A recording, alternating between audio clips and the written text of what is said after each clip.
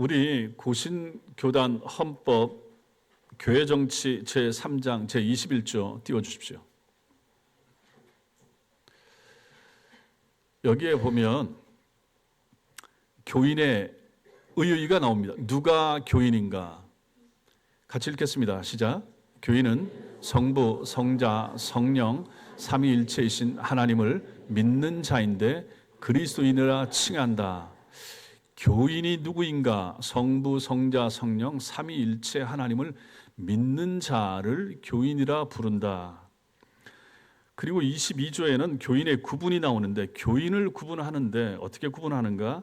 예수를 믿기로 작정하고 공예배, 주일 오전 오후 공적인 예배에 참석하는 사람을 이렇게 처음 나온 사람을 원입인 이렇게 부릅니다. 그리고 이렇게 나오다가 신앙을 고백하고 학습을 받은 사람 학습교인, 학습인 이렇게 부르고 학습교인으로 있다가 세례를 받은 자, 그 다음에 유아세례 교인으로 있다가 입교 서약을 한 성도를 가지고 이제 세례교인이라 이렇게 부릅니다. 그리고 추가하기를 교인이라 하면 특별히 지정하는 경우를 제외하고는 정회원된 세례교인을 뜻한다 이렇게 기록합니다. 교회에 나오는 사람들이 다 교인일 수 있지만 더 엄밀하게 말하면 세례를 받고 정회원된 이런 사람들이 참된 교인이다 이런 의미가 되는 것입니다. 이 분류에 따르면 여기 앉아 계신 여러분들은 어디에 속하는가? 많은 분들은 이제 세례교인이시죠. 그리고 학습교인도 있을 수가 있고 유아 세례만 받은 경우 아직 입교하지 않은 경우도 있을 수가 있습니다. 이런 분류에 따지면 교회만 나온다고 해서 교인이 아니고 엄격하게 말하면 교회 등록하여 다닌다고 해도 교인이 아닐 수가 있는 것입니다. 이 정의에 따르면 말입니다. 그러면 교인이 누구냐? 성도가 누구인가? 그리스도인이 누구인가? 누굽니까? 이 분류에 따르면 삼위일체 하나님을 믿는 사람, 그 사람이 교인이고 그 사람이 성도이고 그 사람이 그리스도인이라 하는 것입니다. 성도 여러분, 제가 자주 말씀드렸죠. 교회가 무엇인가? 교회는 종교나 제도 아닙니다. 교회는 건물이나 조직도 아닙니다. 교회는 사람입니다. 교회는 삼위일체 하나님을 마음 중심에 모신 사람들의 공동체, 이게 교회인 거죠. 교회는 신실한 하나님의 백성들이 모여 있을 때 교회라고 부르는 것입니다. 예수님 때 초대교회 때 건물이 없었습니다. 그래도 교인들이 모였습니다. 건물이 없어도 교회는 있을 수 있는 것입니다. 바닷가에서 광야에서 잔디밭 위에서 모여서 예배를 드려도 거기에 교회가 세워지는 것입니다. 오늘 본문을 통해서 우리는 초대교회 당시에는 어떤 사람들이 어떻게 이 초자연적 공동체인 교회의 회원이 되었는가를 우리는 오늘 말씀에서 볼 수가 있습니다. 그래서 오늘 말씀을 통해 저는 그리스도인, 성도는 어떻게 되는가? 어떻게 성도가 될 수 있는가? 어떻게 그리스도인이 되는가를 이 시간 이 말씀을 통해서 살펴보길 원합니다. 이 말씀을 같이 나눌 때 깨닫는 은혜가 여러분과 저에게 있게 되길 바랍니다. 먼저 설교에 대한 반응이 어떻게 나타나는가 이걸 볼 필요가 있습니다. 오늘 읽은 본문 37절부터 41절까지 앞부분에 보면 베드로의 설교가 나옵니다. 이 사도행전 2장은 중요한데 오순절에 성령이 강림한 사건이 나타나고 있습니다. 예수님이 오셨다가 죽으시고 부활하시고 승천하셨죠. 그러면서 가시면서 성령을 보내시겠다 약속을 했는데 약속하신 성령이 임하는 장면이 앞부분에 사도행전 2장 앞에 나오는 것이죠. 그래서 베드로가 설교하면서 요엘 선지자 예언이 성취됐다 이것을 말하고 있고 이 사건은 이 오순절 성령 강림 사건은 사람들이 당신들이 너희들이 못 박아 죽인 예수께서 구약 성경에 예언한 대로 부활하셨을 뿐만 아니라 구약에 예언된 메시아가 바로 예수시고 그분이 바로 주 하나님 자신이십니다 라는 설교의 내용을 베드로가 전했던 것이죠. 그러니까 베드로의 이 앞에 나오는 설교는 어렵거나 복잡하거나 모호하지 않습니다. 분명했습니다. 청중들의 마음을 상하게 하지 않으려고 배려하고 뭐 이런 설교, 꾸민 설교 아니었다 하는 것입니다. 베드로의 설교는 오순절 아침에 예루살렘에 모여든 예루살렘 주민들과 흩어져 있던 유대인들, 그래서 그 지역으로 모여든 디아스포라 유대인들을 대상으로 전한 설교였었는데 굉장히 강력한 메시지였습니다. 그래서 귀를 울리고 심장을 찌르는 그러한 강력한 선포, 이게 바로 베드로의 설교였던 것입니다. 이 설교를 36절까지 나오는 이 설교를 들었던 사람들의 반응, 이게 37절이 되는 거죠. 37절에 보시면 그들이 이 말을 듣고 거기 모여든 많은 사람들이 베드로의 이 설교를 듣고 마음에 찔려 베드로와 다른 사도들에게 묻기를, 마음의 감동을 받아서 묻기를, 형제들아 우리가 어찌할꼬, 이제 이렇게 반응을 보이더라 하는 것입니다. 성도 여러분, 설교가 이런 것입니다. 설교는 이런 것입니다. 설교는 단순한 강연이 아니고 성경 공부하고도 다릅니다. 설교는 다릅니다. 설교는 설교자를 통하여 선포되는 하나님의 말씀입니다. 성경 공부나 다른 시간을 같이 토의하고 상의하고 자기 의견을 말하고 나눌 수 있습니다. 그러나 설교 시간에는 실제로 그런 것이 나타날 수가 없는 것이요. 설교는 선포입니다. 설교는 설교자가 준비한 하나님의 말씀을 성도들에게 강력하게 메시지를 날리는 거죠. 전하는 거죠. 선포하는 것입니다. 타협하고 상의하고 그런 부분이 여기 나타나지 않는다 하는 거죠. 베드로의 설교가 그랬던 것입니다. 하나님은 설교라고 하는 이 미련해 보이는 방편을 통해서 지금도 여전히 말씀하고 계신 것입니다. 야, 설교 듣고 사람이 변할까? 설교 듣는다고 신자가 되는가? 하나님은 여전히 지금도 그것을 사용하고 있다 하는 것입니다. 그래서 이 땅에 설교자들을 세우시는 것이고 그 설교자들의 입술에 하나님께서는 당신의 백성들에게 들려줘야 될 그 아침에, 그 주일 아침에 들어야 될 메시지를 그 설교자의 입술에 담아서 전하는 것입니다. 그 설교자가 바른 설교자이고 하나님께서 그 성도들에게 하실 말씀이 있을 때 그 시간에 그렇게 하나님은 역사하신다 하는 것이죠.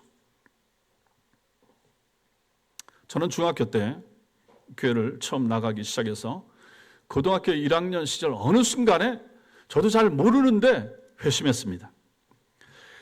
회심하고 나니까 성경의 모든 내용이 믿어졌습니다. 그 전까지는 중학교 2학년이니까 얼마나 깊은 사고가 있겠습니까? 그럼에도 불구하고 집안 배경이 불교 집안이고 하다 보니까 기독교에 대해서 절대로 우호적이지 않았고 전도를 받아들이지 않았었는데 친구 따라 교회 갔다가 다니다가 보니까 어느 순간인가 교회 나가면 설교를 들어야 되니까 앉아서 들어야 되니까 할 수 없이 들어야 되니까 졸려도 피곤해도 들어야 되니까 듣다 보니까 어느 순간인가 가랑비에 옷 젖듯이 그 들었던 말씀이 마음속에 믿어지기 시작하는 시점이 생겨났던 거죠. 그래서 마음에 믿음이 생기니까 목사님도 좀 신비롭게 느껴지고 그래서 목사님이 드시는 이 물도 저거 마시면 무슨 혹시 효과가 있나 그래서 설교 끝난 다음에 한번 올라와서 몰래 마셔보기도 하고 그 다음에 교회 청소하러 와서 왔다 갔다 하다가 그 당시에는 강대상에 애들은 올라가지 마라라고 하는데 아무도 없을 때 올라가서 손 들고 축도하는 흉내도 한번 내보고 그렇게 된 것이 왜 그렇게 된 것입니까? 설교를 듣고 은혜를 받아서 제가 새 사람이 되고 나니까 뭔가 여기에 신비로운 효과가 이 강단이나 여기서 나타나게 된다라는 생각을 하게 되고 저도 그런 반응을 보이게 된 것입니다.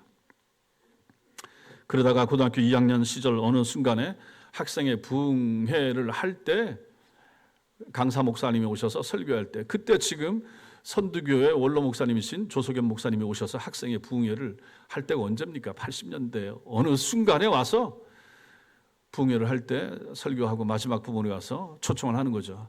너희들 가운데 앞으로 목사 될 사람, 앞으로 여학생들은 선교사나 사모가 될 사람 손들어라. 선교사 나갈 사람 손들어라. 그래서 몇 명 손들었는데 저도 그 중에 얼떨결에 이제 손들게 된 거죠. 그래서 여기까지 코에 꿰어서 여기까지 오게 되었던 것입니다. 제 마음속에 목사님 설교를 듣고 마음속에 고민이 생기게 된 거죠. 야, 인생에 다른 길이 있구나.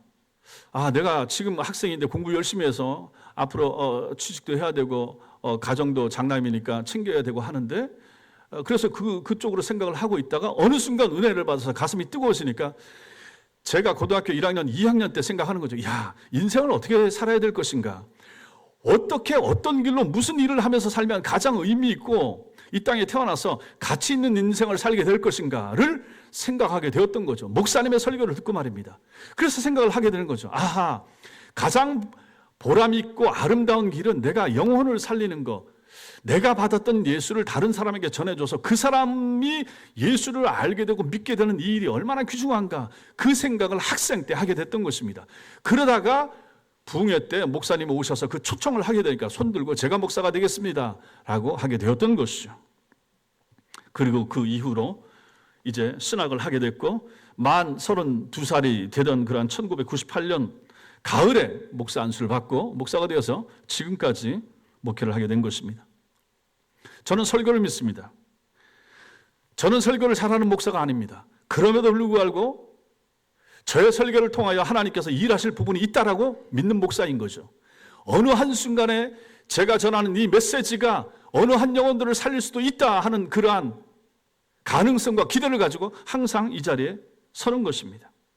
하나님께서 설교를 통해서 죄인을 거듭나게 하시고 제가 그렇게 되었던 것처럼 설교를 통해서 하나님께서 자기 백성들에게 영의 양식을 먹이시고 거룩하게 만들어 가신다 하는 이 사실을 저는 믿습니다. 저도 설교를 듣고 새 사람이 되었고 목사로 서원을 했었기 때문에 그런 것입니다. 목사로서 제가 하는 일들이 우리 교회에서 하는 일들이 여러 가지고 많습니다. 다 중요합니다. 그럼에도 불구하고 가장 중요한 거 이 강단에서 이 아침에 이 말씀을 전하는 이 시간은 가장 중요하다. 저는 지금도 그것을 믿고 앞으로도 제가 은퇴할 때까지 그것을 믿고 이 사역을 결코 소홀히 하지 않으려고 노력할 것입니다. 이러한 측면에서 오늘 우리가 읽었던 이 본문의 말씀은 설교자인 제게는 어쩌면 고통스러운 말씀이기도 합니다. 아픈 말씀입니다. 왜 그렇습니까? 베드로의 설교에 나타난 그 설교를 들었던 사람들이 보였던 그러한 반응과 같은 이러한 설교의 결과, 이러한 설교에 대한 회중들의 반응과 같은 그러한 것, 그 설교 후에 나타났던 그 회심하고 돌아온 숱한 영혼들이 세례를 받았던 것 같은 그러한 설교의 영광, 설교자의 기쁨, 이것이 저는 지금 이 땅에서 잘 누리지 못하고 있기 때문에 그런 것입니다. 베드로가 부럽습니다. 베드로의 설교, 그 설교를 듣고 수많은 사람들이 회심했던 이 장면, 그럼 나는 무엇인가? 내가 여태까지 지금 하고 있는 것은 무엇인가? 우리들 가운데 설교에 대한 기대감이 없이 앉아있는 분들이 있을 수가 있습니다. 40여 번 설교 시간을 졸음과 싸우면서 버티는 성도들을 볼 때마다 마음이 무너집니다. 설교 시간에 핸드폰을 보거나 주보를 뒤적거리거나 설교를 참는, 설교자를 향하여 참아주는 이러한 성도들의 모습을 보면 참 마음이 고통스럽습니다. 베드로의 설교를 들었던 사람들은 그렇지가 않았던 거죠. 그들은 이 말을 듣고 마음에 찔림을 받았습니다. 그들은 자신들이 찔림을 받아서 비참한 죄인인 것을 알게 되었고, 그래서 구원을 갈망하는 마음이 그 마음에 생겨났으며 절박하게 하나님의 은혜와 도우심을 구하는 자리로 그들은 나아갔던 것입니다. 설교자들에게 있어서 회중들의 설교를 듣는 성도들의 이러한 반응, 이것은 얼마나 감격스러운 것이겠습니까? 제 설교를 듣고 나서 목사님 설교 감사합니다, 은혜 받았습니다. 예, 그것도 감사하죠. 그러나 그런 거 없어도 정말로 이 시간에 마음의 찔림을 받아서, 감동을 받아서 자기의 삶을 돌아오고, 아니면 회심하지 못했던 성도가 이 설교를 들음으로 말미암아 영혼의 어떤 변화가 나타나서 회심하게 되고 예수를 영접하게 되고 나도 예수를 믿어야 되겠다라고 하는 반응이 나타난다면 얼마나 좋을까? 그것은 모든 설교자들의 로망이 되는 것이죠. 꿈이 되는 것이고, 정말 그렇게 되길 바라고 그렇게 돼야만 되고, 그래야 교회가 살고 여러분 자신이 사는 거 아니겠습니까? 사도들은 설교를 했는데, 사도들도 마찬가지고 예수님도 마찬가지고 설교 후에 조롱을 받습니다. 설교 후에 쫓김을 당합니다. 그리고 스데반 같은 경우는 설교한 다음에 끌려나가서 돌에 맞아 죽기도 합니다. 어떠한 반응이 나타나는가를 우리는 성경을 통해서 이렇게 볼 필요가 있는데, 오늘 성경에서는 놀랍게 변화되는 사람들의 모습을 보여주고 있는 것입니다. 두 번째로 우리는 오늘 말씀을 통하여 그럼 구원에 필요한 것들이 있다 하는 것을 알게 됩니다. 보십시오. 형제들아, 우리가 어찌할꼬? 라고 부르짖는 백성을 향해서 베드로가 38절처럼 대답을 합니다. 38절 읽겠습니다. 시작. 베드로가 이르되 너희가 회개하여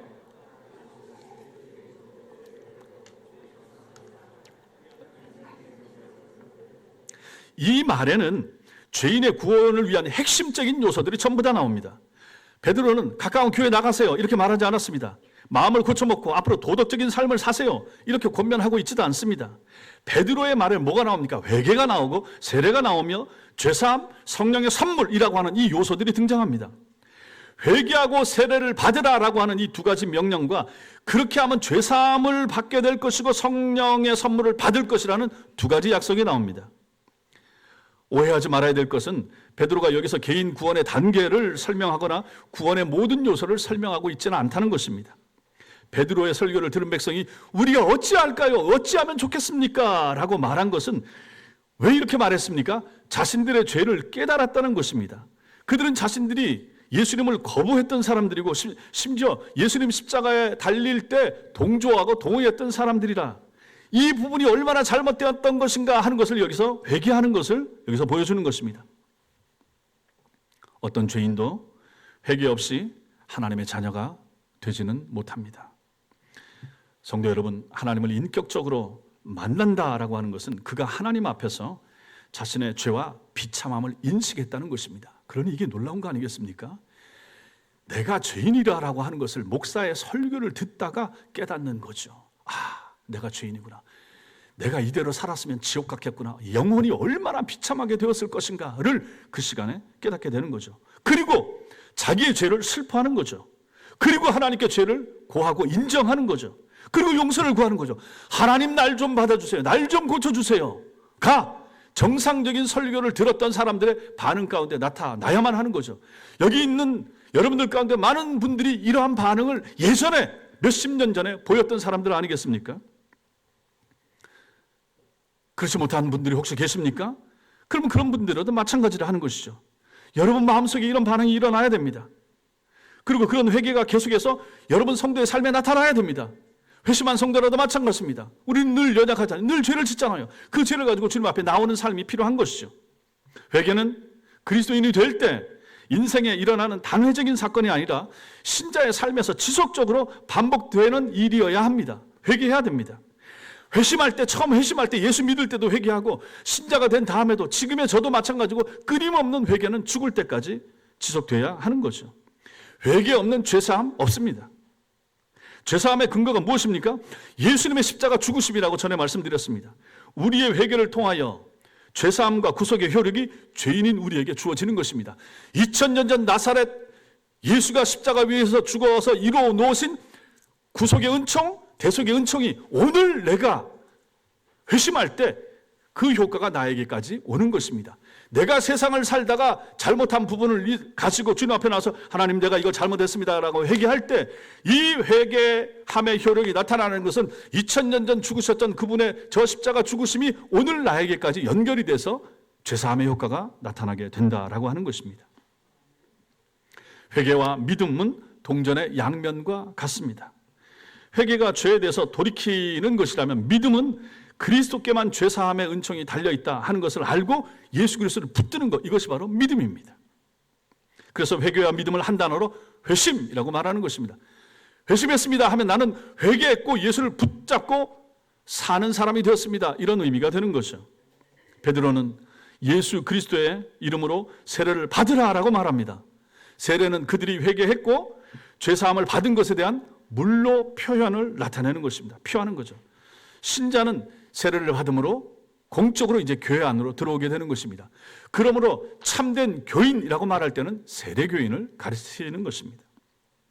그러나 베드로의 이 요구를 제대로 이해하려고 한다면 당시 유대인들에게 있어서 세례가 얼마나 불쾌한 것인가를 알 필요가 있습니다. 세례는 무엇입니까? 당시에도 세례가 있는데 세례는 무엇입니까? 이방인이 유대교로 들어올 때, 이방인이 유대교인이 될 때 받는 것이 개종할 때 하는 의식, 이것이 세례였습니다. 그런데 이 사람들이 누굽니까? 날 때부터 유대인들이 대다수 아닙니까? 근데 이들에게 베드로가 세례를 받으라라고 요구하는 거죠. 그럼 베드로가 이 사람들을 지금 뭘로 취급합니까? 이방인처럼 취급하는 것입니다.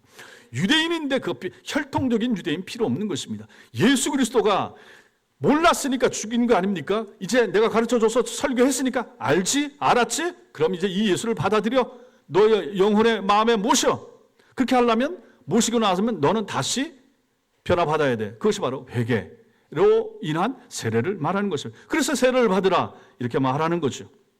그래서 유대인들이 그날 세례를 받은 사람들의 숫자가 3,000명이나 되었다 이렇게 표현하는 것입니다. 이 사람들이 전부 다 유대인들입니다. 그들은 예수 그리스도의 이름으로 세례 받으라는 명령 앞에서 태생적 유대인으로서의 자기의 의로움을 내세우지 않고 다 내려놓은 거죠. 그러고 나서 세례 받고 크리스찬이 된 것입니다. 유대교인들이 기독교인이 된 거죠. 왜 이렇게 됐습니까? 무엇을 통하여 이런 변화가 나타난 것입니까? 베드로의 설교를 통하여 이런 일이 일어났다 하는 거죠. 그들은 설교 하나님의 말씀을 들은 것입니다. 베드로의 강연, 베드로의 주장, 베드로의 자기 선포가 아니라 베드로에게 주어졌던 하나님의 말씀이 베드로의 영혼과 입술을 통하여 전해지는 선포되는 말씀을 통하여 듣고 감동받아서 이들이 변화된 것입니다. 베드로가 중요한 게 아닙니다. 베드로를 들어서 사용하시는 베드로 입에 말씀을 담아주신 하나님이 위대하신 것이고 그 일을 통하여 일을 이루시는 역사하시는 성령이 위대하신 것입니다. 설교가 사람의 영혼에 작용하여 그리스도인들을 만들어내는 것입니다. 목사가 뭐 하는 사람입니까? 목사가 돈 모으는 사람 아닙니다. 헌금 많이 하라고 강요하는 사람 아닙니다. 행정적인 측면도 있지만 행정가도 아닙니다. 오히려 다른 모든 것들은 성도님들, 우리 장로님들이 더 잘하시고 더 많이 하십니다. 목사는 설교사입니다. 목사는 말씀을 연구하고 그 말씀을 체화시켜서 주일날 성도들에게 전하여 그 말씀으로 말미암아 새롭게 되고 그 말씀에 의지하여 성화되어 살아가도록 하는 일을 맡은 사람이 목사입니다. 목사의 가장 중요한 직무는 설교자의 직무가 되는 것입니다. 이것을 신학생 때부터 배워왔습니다. 너무너무 중요한 일입니다. 이 설교 때문에 여러분과 제가 살게 된 거 아니겠습니까? 그런 이 설교의 일을 맡은 설교자의 직무를 감당하는 설교자인 목사는 이런 측면에서 귀중한 것입니다. 세 번째로 우리가 오늘 말씀에서 보는 것은 성령 주심의 약속입니다. 베드로가 38절 끝에서 말하는 것이 무엇입니까? 뒷부분에서 말하는 것이 무엇입니까? 성령의 선물을 받으리니 이렇게 말합니다. 성령을 선물로 받지 않는 구원은 없습니다. 구원받았다? 성령 받은 것입니다. 성령 임하심, 성령 받음, 이것이 무슨 방언이나 어떤 다른 은사 이거 아니라고 누누이 말씀드립니다. 예수가 믿어집니까? 그 사람 누굽니까? 성령 받은 사람입니다. 성경은 이날 세례를 받고 교회에 들어온 3,000명의 사람들에게 그날 아침에 120명의 마가다락방에 모였던 신자들에게 일어났던 현상이, 성령 받은 현상이 거기 나타났던 방언 같은 현상이 나타났는가 설명하고 있지는 않지만 중요한 것은 그들이 베드로의 말대로 성령을 선물로 받았다라고 하는 것은 분명한 것입니다. 성령을 선물로 받으니까 회심하게 되고 우리가 어찌할꼬 마음에 찔림을 받은 거죠. 그리고 세례받고 신자가 되는 것입니다. 참된 회심과 세례를 통하여 오순절 성령이 부어진 저수지와 같은 교회 안으로 그들이 들어오게 되고, 그래서 한 성령으로서 세례를 받고 한 성령을 마시게 된 그리스도인들이 되는 모습을 우리는 여기서 보는 것입니다. 아하, 신자가 되는 것, 그리스도인이 되는 것, 이것은 설교를 듣고 그 설교를 통하여 마음의 감동을 받아 내가 회심하고 세례를 받게 되면 이 사람이 그리스도인이 되는구나 하는 것을 우리는 공식처럼 여기서 보는 것입니다. 성령의 선물과 성령의 은사를 좀 구분할 필요가 있습니다. 성령의 선물, 성령의 은사, 성령의 선물은 예수님이 아버지의 권위를 통해서 주시는 성령 자신입니다. 성령의 선물은 성령을 말하는 것입니다. 성령 그 자체를 말하는 거죠. 성령의 은사는 성령이 그의 뜻대로 각 사람들에게 나누어 주시는 영적인 재능을 은사라고 말하는 것입니다. 주일 오후 시간에 계속해서 이걸 배우고 있죠. 오늘 오후에도 마찬가지입니다. 성령이 우리 한 사람 한 사람에게 주시는 재능, 영적인 재능, 은사, 이게 은사입니다. 근데 이걸 주시는 분이 누구십니까? 성령. 그럼 이 은사가 발휘되는 그 사람은 누굽니까? 성령 받은 사람에게서 이것이 나타나는 것이죠. 방언을 말하거나 신유의 기적과 같은 것은 어떤 특이한 그런 현상이 일어났다고 해서 그가 구원받은 결과 이 사람이 신자입니다 라고 꼭 말할 필요는 없습니다. 일치되지 않습니다. 사단도 그 일을 하니까요. 이방 종교에도 신비로운 현상은 얼마든지 나타납니다. 영적 권세를 가지고 있는 사단이, 마귀가, 귀신이 얼마나 강력합니까? 이 땅에서 놀라운 일들을 일으키지 못하겠습니까? 할 수 있죠. 교회에서만 신유의 역사가 나타납니까? 불교에도 병 고치는 역사가 나타나고 스님들도 병 고쳐줍니다. 그러한 역사만 가지고 성령의 역사라 말할 필요 없습니다. 이단 사이비들, 신천지, 하나님의 교회, 여기는 이적적인 요소가 없겠습니까? 있죠. 있으니까 그렇게 모이겠죠. 그러나 그것은 사단이 역사하는 거죠. 중요한 것은 그가 복음 앞에서 회개와 믿음으로 반응했고 참된 신앙 고백에 근거하여 세례를 받아 성령이 내주하시는 사람이 되었는가. 이게 제일 중요한 것입니다. 이 사람이 신자인 거예요. 그 결과 그의 삶과 성품에서 이제 신자다운 열매를 맺히게 될 때 이 사람을 성도라, 크리스찬이라 말하는 거죠. 베드로는 죄사함과 성령의 선물을 주신다 하는 이 약속이 어디까지 미치는가? 이걸 39절에서 말합니다. 39절 보세요. 39절 같이 읽겠습니다. 시작. 이 약속은 너희와 너희 자녀와 모든 먼 데 사람 곧 주 우리 하나님이 얼마든지 부르시는 자들에게 하신 것이라.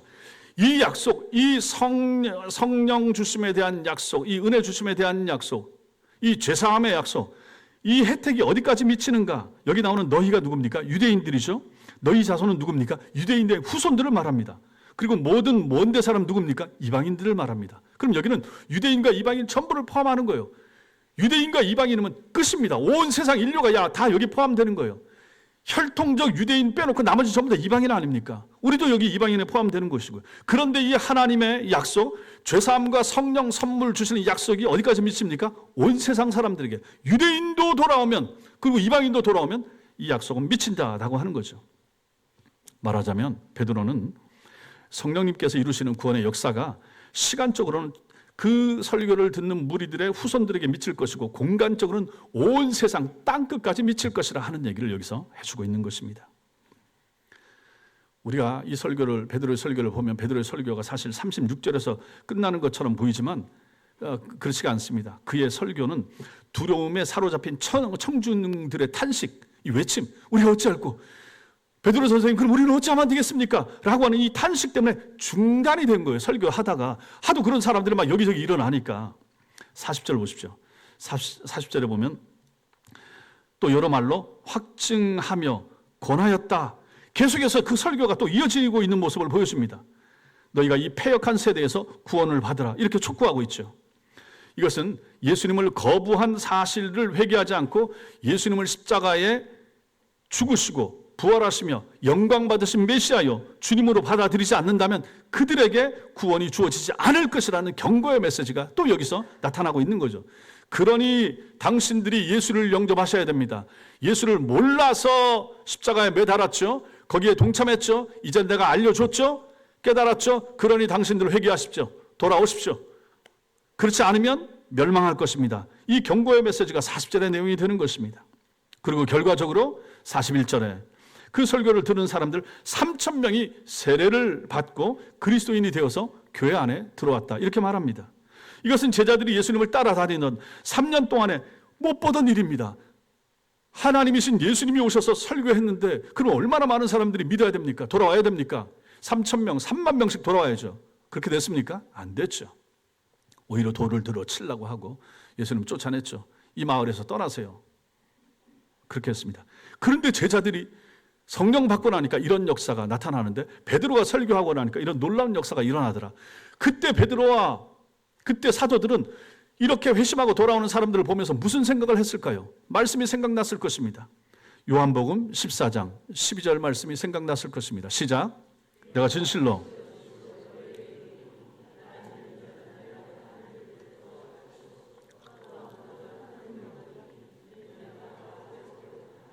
내가 아버지께로 감이라. 가는 게 왜요? 가서 성령을 보내실 것이거든요. 성령이 오시면 어떻게 됩니까?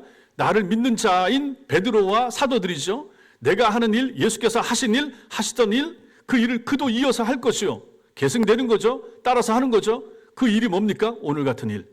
설교했더니 3,000명이 돌아오는 일. 그 얘기가 그 밑에 나오죠. 그보다 큰 일도 하리니. 예수님은 설교하고 전했는데 돌아오는 사람들이 많지 않았어요. 12명 남고 그 중에 하나는 배신하고 요거밖에 안 됐는데 베드로가 설교했더니 예수님 제자가 베드로가 설교했더니 한 번에 3,000명이 돌아온다. 그보다 큰 일도 하게 될 것이라 예수님은 알고 계셨고, 그 일을 하기 위해서 보내신 분, 성령을 내가 보낼 것이다.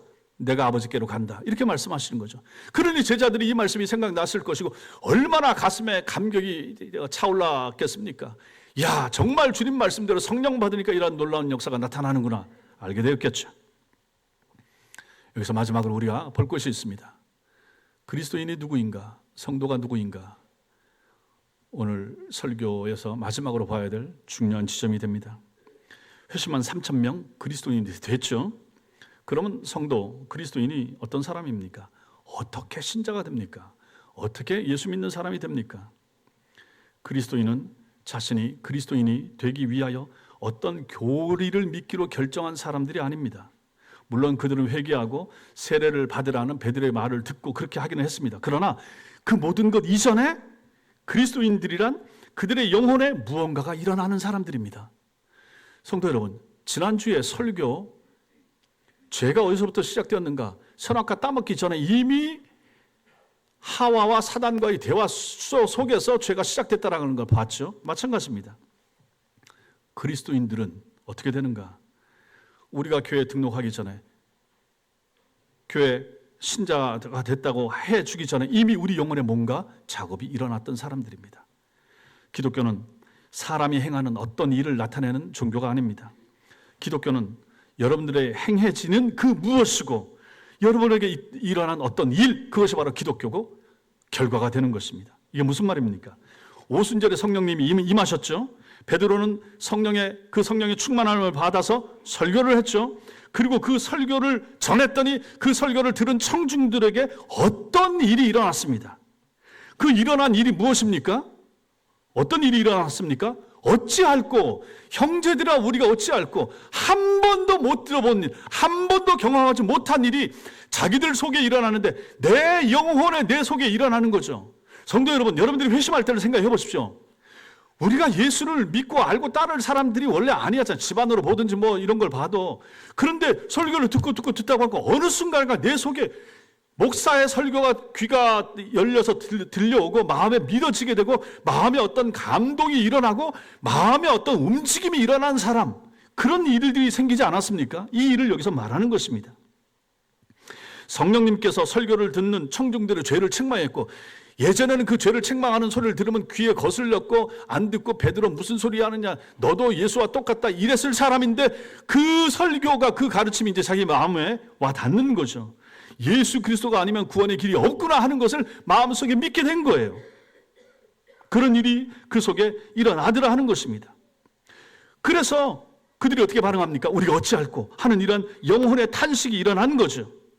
성령님께서 설교를 듣는 청중들의 죄를 깨닫게 한 거죠. 죄를 책망하신 것이죠. 예수 그리스도가 아니면 구원을 얻을 길이 없다 하는 것이 그 마음속에 믿어지게 된 거죠. 그리고 나니까 그들 입술에 튀어나오는 것이 우리가 어찌할꼬, 그럼 나는 어찌하면 되겠습니까?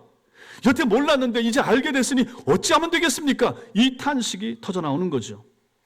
이것은 그들이 한 일입니까? 아닌 거죠. 누가 한 일입니까? 성령이 하신 일입니다. 언제요? 설교 들을 때. 어디에서? 그들 속에서, 그들 영혼에서. 내가 한 건 없어요. 성령께서 내 속에서 일을 하시더라 이겁니다. 성령님께서 베드로의 설교를 통해서 그들을 부르신 것입니다. 그리고 성령님께서 예수 그리스도와 그분에 관한 모든 것이 그들 자신과 개인적으로 어떤 관계가 있는지를 깨닫게 하신 것입니다. 우리 입장에서는 2000년 전 죽은 예수하고 나하고 무슨 상관이 있습니까? 지금도 우리 중에 그런 분들이 여기 계십니다. 안 믿어지는 거죠. 그런데 그게 믿어진다니까요. 믿어져야만 한다니까요. 성령님께서 죄를 깨닫게 하시자 그들에게서 이러한 반응, 어떤 반응이 나타나기 시작한 것입니다. 그래서 그들은 마음에 찔림을 받았고 그들 자신들의 영혼이 큰 곤경에 놓여있다. 야, 내가 이 예수를 안 믿으면, 내가 이 예수를 받아들이지 않으면 지옥 가는구나, 지옥 가겠구나. 여태는 귀에 들리지 않던 지옥 설교가, 지옥 얘기가 이제 믿어지는 거예요. 세상에서 이걸 가지고 세뇌당했다 이렇게 말하지 않겠습니까? 교회 갔더니 세뇌시켜서. 그러나 이 일을 누가 하는 것입니까? 성령께서 하시더라. 무엇을 통하여? 목사의 설교를 통하여. 어디에? 내 영혼 속에. 이 일이 먼저 일어나는 것이죠. 사람은 이렇게 그리스도인이 되는 것입니다. 이렇게 자신의 온 삶을 흔들어 놓는 어떤 일이 일어난 사람, 그래서 변화된 사람, 회심한 사람, 그 사람을 가지고 그리스도인이라 이렇게 부르는 것입니다. 우리들 가운데도 마찬가지입니다. 예배를 드리고 설교를 듣다가 마음속에 이상한 변화가 일어나야 됩니다. 일어나지 않았던 사람들은 일어나야 됩니다. 그래야 회심하게 되는 거예요. 성령께서 작용하시는 어떤 일이 우리 속에 나타나야 된다 하는 것이죠. 그런 사람들이 바로 그리스도인, 신자, 성도가 되는 것입니다. 그대로 했으면 감정적인 것에서 그치는 것이 아닙니다. 전인격적으로 바뀌는 거예요. 그래서 여러분 주변에 있는 신자들 보세요. 시간을 들여 교회를 나와 살라고 그래. 청소를 해. 저 번듯한 사람, 저 멀쩡한 사람이 왜 교회에 와서 시간을 쓰는가? 왜 보내는가? 희생해. 자기 몸을 들여, 시간을 들여, 헌금을 들여. 그 어렵게 힘들게 번 돈을 가지고 교회에 바쳐. 세상 사람들이 이해를 못합니다. 근데 우리는 이해를 하죠. 너무 감사하죠. 하나님 앞에서 내가 받은 은혜를 생각하면 더 드려도 좋은데 내가 드릴 것이 없어서 못 드리는구나, 이런 마음. 2렙돈을 바쳤던 과부의 마음과 같은 그런 마음들이 우리에게 있지 않습니까? 내가 교회 와서 할 일은 뭐 없을까? 교회 청소 내가 할 부분 뭐 없나? 내가 가지고 있는 재능을 가지고 내가 뭐 할 게 없을까요? 왜 없겠습니까? 있죠. 이런 마음에 드는 사람, 그 사람이 누굽니까? 변화된 사람이고 성령 받은 사람이고 회심한 사람이고 신자가 바로 그런 사람이라 하는 것이죠. 이런 사람들을 누구라고 부릅니까? 그리스도인, 이렇게 부르는 것이죠. 누가 강요하는 게 아니죠. 지정의가 동원되어 그렇게 살아가도록 변화된 사람, 이 사람이 신자인 것입니다. 그런데 성도 여러분, 왜 오늘날의 교회 안에는 이러한 일들이 자주 일어나지 않는 것입니까? 왜 많이 일어나지 않을까요? 약한 것은 목사의 설교가 약한 거죠. 목사들 자신이 부족하고 연약해서 능력 있는 주님의 말씀의 통로로서 쓰임받기에 부족하기 때문에 이런 역사가 잘 안 나타나는 것이 첫째 원인일 수도 있습니다. 그것도 맞죠. 그 내용도 맞습니다. 그리고 성도들의 삶에 우선 순위에 복음과 교회가 들어가지 못하는 것, 교회 모임, 교회 행사 이런 것이 2순위, 3순위로 밀리는 이유 마찬가지인 것입니다. 마음속에 뜨거움과 열정 이런 것이 없기 때문에 제일 중요한 것은 나와 내 가족들, 우리 집안의 일, 이렇게 되는 거 아니겠습니까? 그래서 필요한 것이 무엇입니까? 이러한 성령의 은총을 받는 것입니다. 성령의 역사를 체험하는 것입니다. 정말 우리 가운데 회심하지 못한 사람들에게 필요한 것이 무엇입니까? 탄식하는 것이죠. 내 영혼을 바라보면서 탄식하는 것이죠. 예수 없이 사는 삶이 얼마나 곤고한가 하는 탄식이 우리 속에 있어야 되는 것이죠. 나는 얼마나 죄 많은 인생인가. 세상에서 말하고 있는 그러한 도덕적인 죄나 사회 윤리 법규를 어기는 죄는 안 졌다고 해도 하나님 없이 살아왔던 내 인생 자체가 얼마나 죄의 덩어리였던가 하는 것을 끊임없이 성경을 말하고 있기 때문에 이것을 깨닫는 것이 우리에게 필요하다 하는 것입니다. 내가 이렇게 살다가 세상을 떠나게 되면 내 삶의 마지막은 어떻게 될 것인가, 죽은 이후는 어떻게 될 것인가에 대한 고민, 이것이 없었기 때문에 복음을 받아들이지 않는 거죠. 그러나 성경은 끊임없이 말하잖아요. 죽음 이후가 있습니다. 죽음 다음에 영원히 펼쳐질 영원 세계가 열리게 될 것입니다. 이 땅의 삶은 길면 100년이지만 영원 세계는 끝도 없이 이어집니다. 그때 어디 가서 영혼을 보낼 것입니까? 지옥입니까? 천당입니까? 이것을 끊임없이 얘기하는 곳 교회고, 이것을 알려주는 책 성경 아닙니까? 필요하고 중요한 것이 무엇입니까? 형제들아, 우리가 어찌할꼬 라고 하는 이 권경에 대한 인식, 그리고 탄식, 이것이 필요한 것입니다. 여러분 모두에게 이런 탄식이 있게 되길 바랍니다. 이러한 내 영혼을 가지고 하나님 앞에 고민하는 그러한 시간들이 될 수 있게 되길 바랍니다. 오늘날 우리가 경험하는 교회, 이런 것이 없죠. 그러니까 형식적인 교인이 많은 거예요. 명목상의 교인이 많은 거예요. 교인이라고는 하는데 이러한 탄식을 느껴본 적이 없는 교인들이 교회 안에 많이 있고, 심지어 이런 사람들이 교회 중직자가 되고 심지어 목사까지 되고 하니까 자기도 이러한 영혼에 대한 고민과 갈등을 경험해 보지 못한 사람이, 천국에 대한 확신이 없는 사람이 어찌 이것을 전할 수가 있단 말입니까? 교회당에 가서 누구라도 본인이 원하기만 하면 교회 등록하고, 교회 가면 누구라도 환영해 주잖아요. 교회는 어서 오십시오 하고 얼른 그냥 등록 카드 내밀고 우리 교회 등록하세요, 이렇게 하지 않습니까? 그러면 교회 회원이 되고, 사생활에 관련된 부분들은 극히 조심하는 시대라 그들이 참으로 거듭났는지 회심했는지 목사가 잘 묻지도 않고, 묻는 걸 싫어하고 개인에 관계된 것이라 그들이 언제 어떻게 하나님을 인격적으로 만났는지 묻지도 않습니다. 그럼 되겠습니까? 그가 이전에 교회를 다녔었고 또 그전 교회에서 직분을 받았다는 사실만 확인되면 모든 것을 거의 그들이 인정해 줍니다. 그냥 참 신자이고 있거니 좋은 성도 오셨구나. 아이고 저 한 분 더 오셨으니 우리 교회 헌금 좀 더 늘어나겠네. 이러한 마음을 목사들이나 이런 사람들이 가지지 않겠습니까? 그게 무슨 의미가 있는가 하는 거죠. 그들이 언제 어떻게 하나님을 만났는가? 실제로 이게 더 중요하지 않습니까? 이런 상황 속에서 오늘 본문이 보여주는 이런 놀라운 영혼의 변화와 같은 그런 일들은 기대하기 어려운 거 아니겠습니까? 정말 중요한 건 영혼의 회심과 변화 아닙니까? 초자연적인 공동체가 교회입니다. 교회 공동체는 초자연적인 공동체입니다. 왜 그렇습니까? 사람의 힘과 사람의 조직과 사람의 어떤 강요나 이걸로 교회 안에 들어오는 것이 아니기 때문입니다. 회심한 사람, 은혜 받은 사람, 예수 만난 사람, 예수님과 인격적으로 만난 사람, 1대1로 그런 사람들의 모임이 이게 초자연적 일 아니겠습니까? 성령을 만나는 일이 초자연적인 일이고 초자연적으로 예수 그리스도를 만난 사람들이 모여서 이룬 공동체가 초자연적 공동체인 교회이기 때문에 그런 것입니다. 사랑하는 성도 여러분, 여러분 돌아보십시오. 여러분 영혼에게 물어보십시오. 나는 정말 그리스도인인가? 난 정말 예수 만난 사람 맞는가? 내게는 나는 어찌할꼬? 라고 하는 탄식이 정말 있었는가? 물어보십시오. 여러분은 세상의 허무함을 깨닫고 깊이 후회한 적이 있으십니까? 여러분은 정말로 예수님 없이 살아온 삶과 죄에 대한 깊은 깨우침, 뉘우침이 있으셨습니까? 여러분은 그 죄악들을 정말로 하나님 앞에서 깊이 회개한 적이 있으십니까? 여러분 주 예수 그리스도가 아니면 여러분 자신이 정말로 영원한 지옥 형벌 가운데 죽어야 할, 마땅히 지옥으로 떨어져야 될 존재라는 사실을 인식한 적이 있으십니까? 여러분에는 참된 회심의 열매, 참 성도 된 것에 대한 열매가 있으십니까? 그러나 누구도 여러분 스스로의 결심으로 그런 일을 마음속에 만들어낼 수는 없습니다. 어떤 자격이 우리 마음속에 일어나야 되는 거죠. 그리스도인이 되기 위하여는 그 전에 하나님께서 여러분 속에 이 일을 하셔야 된다 하는 것입니다. 어떤 일을 일으켜 주셔야 되는 거죠. 쫙 널려서 앉아있던 사람들 속에 베드로가 설교하고 그 설교를 들어서 한 사람의 영혼 속에 작용을 하셨더니 그 사람이 어찌할꼬 하는 탄식이 터져 나왔듯이 말입니다. 성령께서 여러분 인생의 선물이 되셔야 됩니다. 성령이 오셔야 됩니다. 그리고 그분이 주시는 은사들을 활용할 수 있어야 되는 것입니다. 여러분의 이름이 천성교회 교적부에 기록되어 있는 것이 여러분이 그리스도인임을 증명해 주는 것이 아님을 아셔야 됩니다. 성도는 어떻게 됩니까? 그리스도인은 어떻게 태어납니까? 탄식과 함께 태어나는 것입니다. 나는 어찌할꼬? 나는 어찌할꼬? 제가 학생 때 복음을 받아들이고 나니까 나는 어찌할꼬? 나는 어떻게 살아야 되는가? 무엇을 해야 되는가? 고등학생인데 돈을 벌어야 되는가? 뭘 해야 되는가? 어떤 길을 살아야 가야 정말로 하나님 앞에서 의미 있고 가치 있는 인생을 살게 될 것인가?